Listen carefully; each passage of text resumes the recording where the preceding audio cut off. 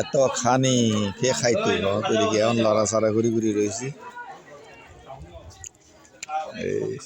কি সুন্দর সুন্দর পিস। খাও আস্তে আস্তে খাও, আস্তে আস্তে খাও।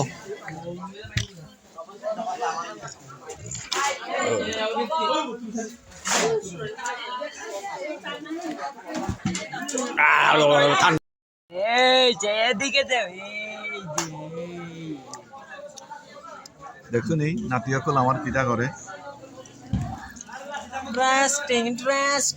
দুইজন এই জায়গায় ভাত খাইতেছে।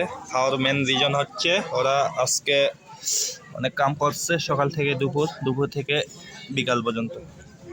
দাদু কিরকম লাগতেছে এই জায়গায়? আমরা তো রাঁধছি।